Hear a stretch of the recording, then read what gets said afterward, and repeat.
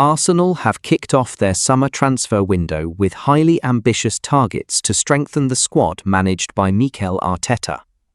Among the main names linked with a move to the Gunners are Morgan Rogers and Brazilian midfielder Bruno Guimarães. However, the first genuine bid for the Newcastle player did not yield the expected success and ended up causing a stir behind the scenes in the Premier League. According to reports from behind the scenes, Arsenal formalised an initial £55 million bid for the Brazilian international midfielder. The offer was promptly rejected by the Magpies board, who considered the amount to be significantly below the player's market value. Former Premier League scout Brian King did not hold back his criticism of the London club's stance in an interview with Football Insider. According to the expert, trying to pry away Newcastle's captain and talisman for that amount is a serious strategic mistake. You're going to have to pay way over £55 million for him if he wants to leave. I wouldn't let him go even if it were my football club.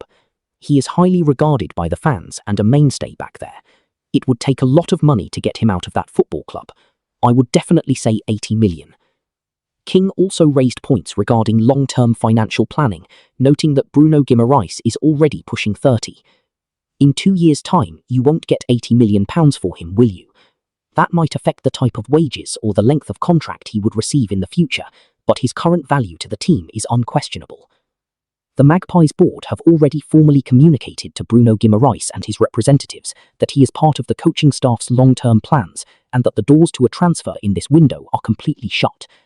Although Arsenal keep the Brazilian as their priority target for the midfield and are considering making a new, improved bid, Mikel Arteta will have to convince the Gunners board to properly splash the cash if he wants to have the midfielder in his ranks next season.